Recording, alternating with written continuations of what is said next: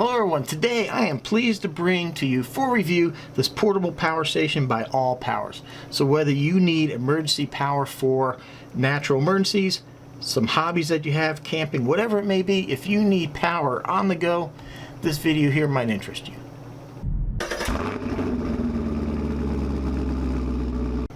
Hello everyone, welcome back to the channel. If you're new here, I am L to the W, I am a veteran. I take great pride in giving honest reviews when products are given to me. Now this isn't my normal content. Normally I do stuff with remote control, airplanes, boats, cars, stuff like that.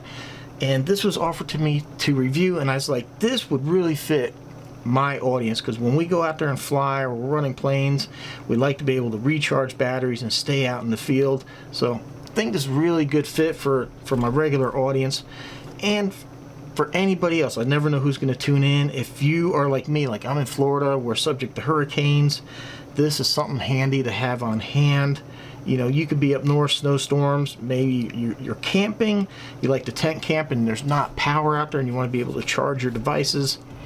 You might want to look into getting one of these things. This is pretty neat. So if you don't know what a portable power station is, this has a battery inside and it has an inverter that will make house current. So we have two 110 volt house outlets right here. Now it is limited. This is a 600 watt continuous, like 1200 peak I believe it is. So some devices have a little bit of a startup curve to them. So you can run regular house current here. If you have like maybe a cooler, something that plugs into your cigarette lighter, you can plug that in here. You have two regular USBs here, two USB-Cs here, a flashlight in case you need it, or a light, you know, maybe the power's gone out, or if you're tent camping, that would really come in handy. And then one thing I think is really neat is right here on top is wireless charger. Oh, okay. So there's two buttons here. This button here turns on your 110. That button there turns on your USB and all your 12 volt stuff. So we have to turn that on first, and let's check it out. And it will fast charge on here. My problem is with the S22, I had these cameras and this case, it kind of tilts it up, but I used another phone that I had and it fast charged absolutely no problem. Now what powers this thing? Let's look at the specs here. So net weight, they say it's 12.3 pounds. Battery capacity is 299 watt hours, 25.6 volts at 11.68 amp hours. This is Bluetooth, so there is an app that connects to this thing as well that you will need in order to change the settings. So when you're plugged into 110 volts, you have 3 settings to charge, and I'll get into that here in a second. We'll go ahead and open up the app. There is also an optional solar panel that you can hook to. So if you're using this for camping or you lose power due to a storm, the nice thing is there's an optional solar panel that you can plug into here and you can continue to keep on charging this. So here's your 110 volt outlet. Here's your EC60 connector that the solar panel will plug into, and there's a circuit breaker. Now, I did note one thing in this owner's manual. It keeps talking about, and I've seen it mentioned online, about car charger input. There is no car charger input onto this. There's only an output. So there is nothing. So if you look at the older model, there was 2 ports here that were probably inputs, and they've done away with that because something about signal, and if something to do with like line control, I don't know, but they did away with it to improve the product. Also, looking at older reviews, I saw there were complaints about a loud fan noise when charging. I haven't heard that. I hear a fan kicking on, and it's very quiet, so obviously they've made some improvements to this device to improve that noise. What I like here is this display. It is really easy to read. You don't even have to be very technical to read it. You have your percentage here, 20% that we're showing right now. See right here, say watts input. So when you plug it in or have a solar panel, it will show you how much is coming in and then how much is going out. and when you're running something, it'll give you an estimate, like how long you have until it runs out. Now, in order to turn on Bluetooth, we're going to hold that down for 3 seconds, and we get the little Bluetooth symbol right there. So here we are. Here's the app. It shows us we have 20% remaining, the input, the output, that we have the AC. I can even turn the AC outlets off from here. I can even turn the DC off from here. I can turn the flashlight on, or no, that's the LED lights. Okay. Oh, yeah, so I can. Right there, we can turn the flashlight on and off too. Might be handy if it's across the room and you can use that. But the main thing to me that you want this app for is right here, your modes. You have fast mode, which will plugged into 110 is 400 watts. You can recharge this thing from totally dead in an hour. Now, I've been using this for about 2 weeks now. I've run numerous devices, lights, fans, everything, killed it and brought it back within an hour. I've also used the solar panels a few times, and normally under full sun you're looking at about maybe around 4 hours. And I'm going to show you the solar panel setup here in a minute, but you know, if it's partly cloudy, it's going to slow it down, so you might be 5-6 hours. Solar is one of those tricky things.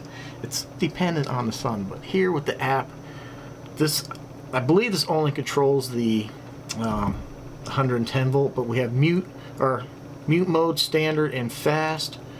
Fast mode is going to be the fastest. I'm not 100% what eco mode is, but my only issue here with the app is I don't understand why it needs precise GPS location to work. I never understand why any app needs that kind of information, and I don't like that. I feel like that's something that needs to be changed.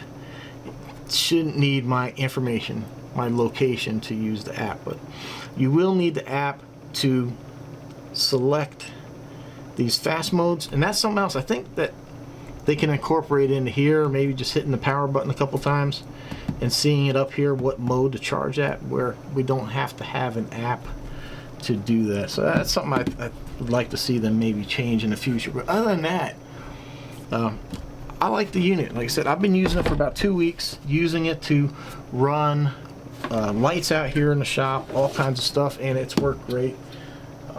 So we're going to do a little test here real quick just to show you guys some things. We're going to do the USBs. I'm going to plug in a regular one, and then I'm going to plug into a USB-C.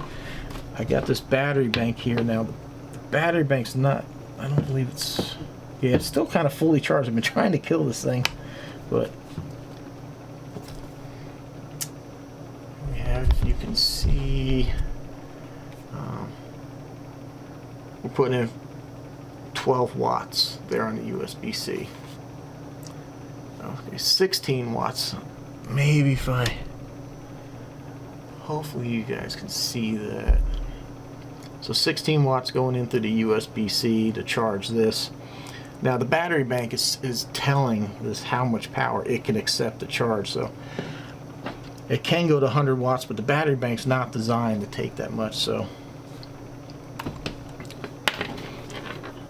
and then here we're just going to use a regular USB, and see, here we go again.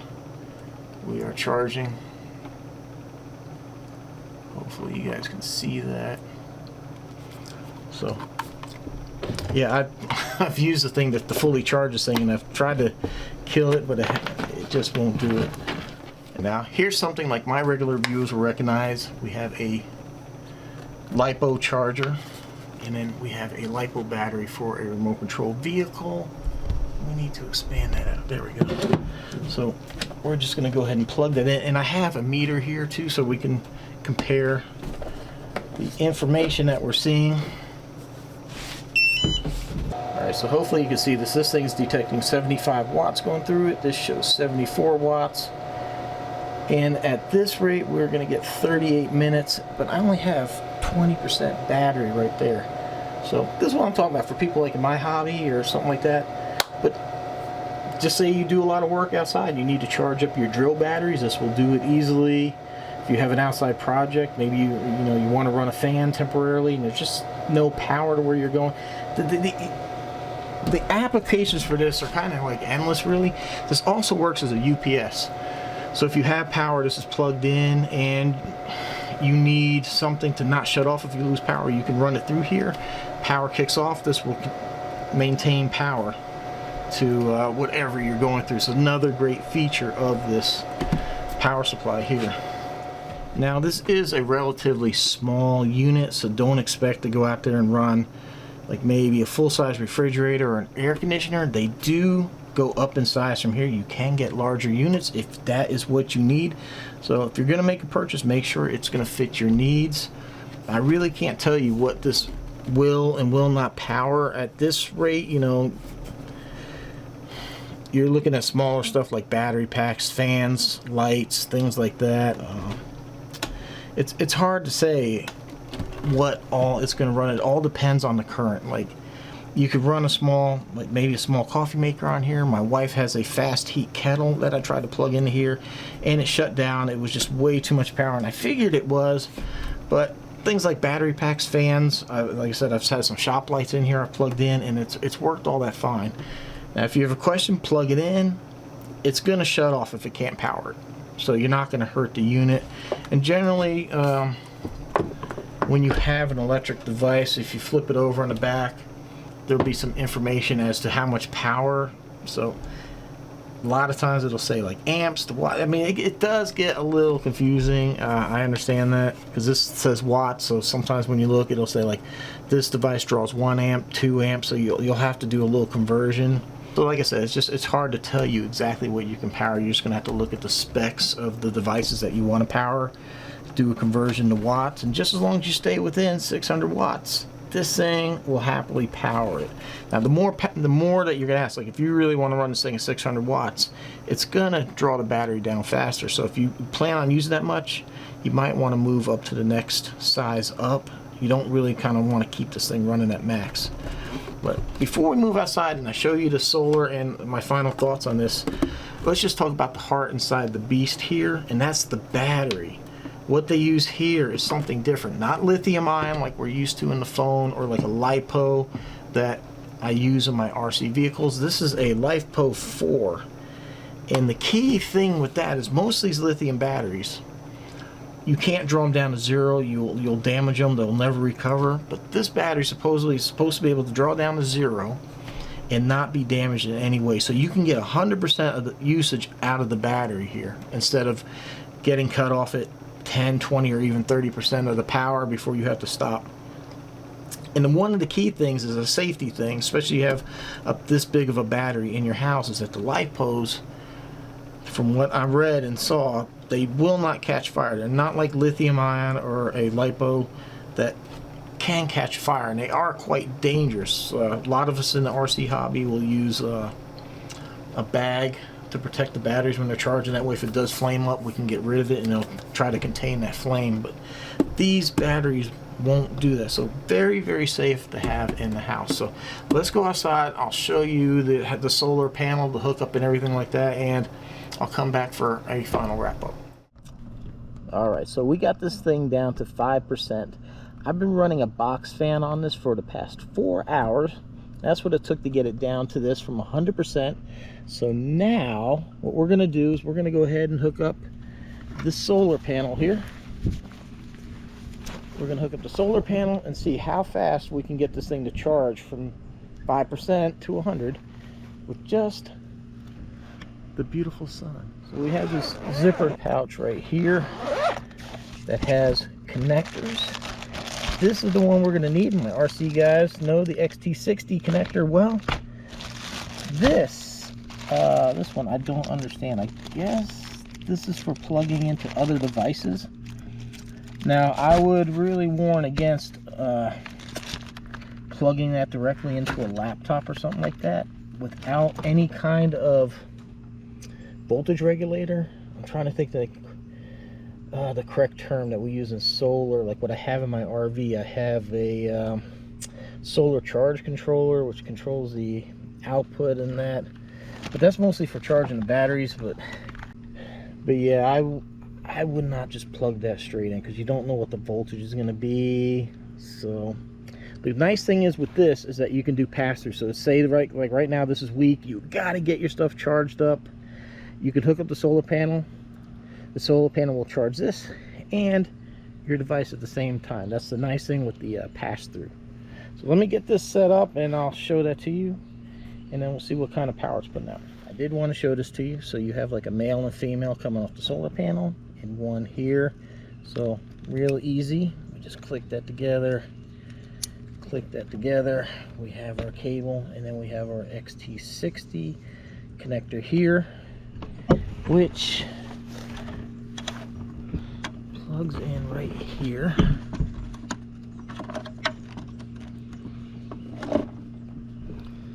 So it goes in. It only goes in one way. See, there's a square and a round end. These nice little straps here, I imagine that's if you need to hang it like on a fence or maybe on the back of your RV, you can suspend it that way. We have this Velcro, it opens up just like that, really easy. And right here we have the feet that come down. So that's a really nice feature,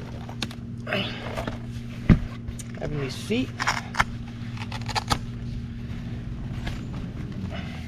I will say right here, I'm not a big fan of this because it just keeps wanting to pull the feet back up. So I'm not sure what the purpose of that was. I just wish the feet would drop down. I would probably just end up cutting that. I just don't know what the point of that was, but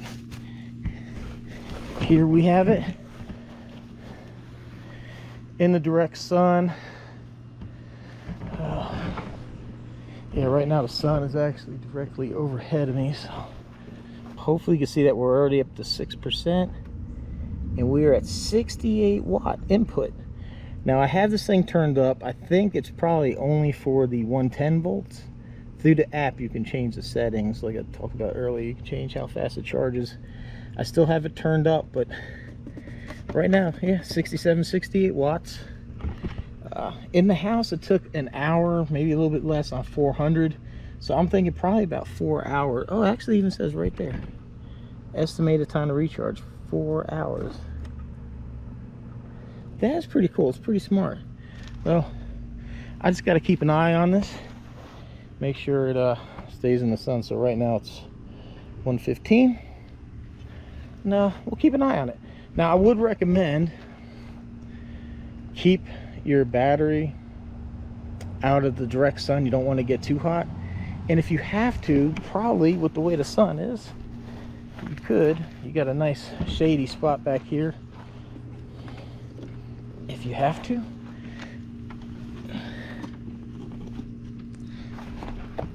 You know, just don't want the battery and stuff in there to get terribly hot. We want to kind of protect that. So if you don't have shade in your direct area, just use your solar panel to provide the shade. All right, I should have done a little more research before I did that. The connectors that are in the solar panel are for use for other power supplies, other power banks. So if you buy the solar panel, you can use it to charge other ones. I didn't know. I guess I'm sorry, I should have read that first. And then when I was talking about those straps, I understand that the strap needs to be there to hold the foot like that. So you have it pivot off the panel and you have that. I can see that. What gets me is the strap that hangs down that kind of pulls everything up. It makes it hard to pull the strap out. That's kind of what I was struggling with. But other than that, the solar panel did its job. It charged this thing up amazingly fast too. I'm really, really surprised and happy with how fast and how much power I can get into here. I was given a solar panel a couple years ago to review, and I couldn't even charge this power bank in the entirety of a day with that solar panel. And it was, I mean, it was like a briefcase size, but so very happy to see that the panel that this thing came with worked. In case I don't think I mentioned, but there's hooks on there. That's so, you know, if you don't have a place that you can stand it, you can hook it to the side of your vehicle, a fence, something like that. It gives you other options, flexibility to do that. So solar panel works really well. I love the connections. Everything in that whole solar panel, that case, everything looks really nicely well made. The zipper even has like a rubber coating, which I don't think I showed on that, and I don't have it back here right now. The panel, do I? So right here, I kind of missed it initially. Look at how nicely that zips up and covers. The panel itself, all this is waterproof, so don't worry about if it does rain.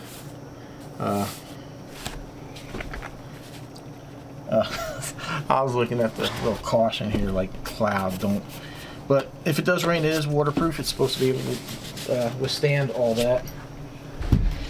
And then the unit itself, really nice. You get this really nice handle that comes up. I like the way it folds flat. It feels good. It's not like loose and junky. I mean, the whole this whole unit just feels really well made. I really like it. The only thing maybe I would improve is these covers tend to just be a little goofy and kind of don't sit in there good. You bump them, they're kind of. So, I mean, it's not terrible. Just, you know, nitpicking a little bit, but other than that, I like the screen here. Really easy to read. Nice. Even without my glasses, I can read everything on here. It's just a really nice system.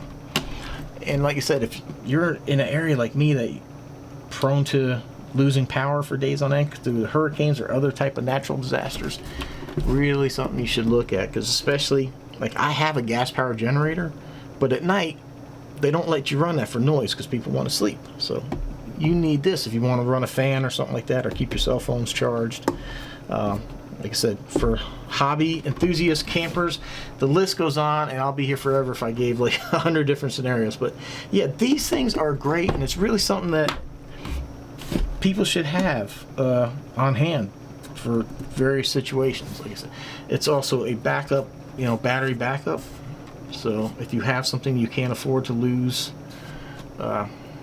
due to power outage, you can run it through here, and you know, I'm very happy with it. Like I said, I've been using it for 2 weeks. This isn't something I just threw together and plugged it in. Oh, hey, it charged. I've been using it and put it through the ringer. I keep taking it down almost to zero or totally to zero. I totally kill it, bring it back with either solar or plugging it in, and it's done good. So there you have it. I like it. The Allpowers. I think it's a good system. If you're interested, a link down below. Also be in my Amazon store under reviews. So I hope you found this interesting, learned something. Maybe you'll buy one. I think you'll enjoy it. It's definitely something handy to have on hand. It really gets you out of a jam having this extra power. So hope you like the video. Maybe you'll subscribe if you're into RC vehicles, and if not, well, I hope you enjoyed the video and maybe you'll purchase one. Alright everyone, thanks for watching. Hopefully we'll see you in the next one.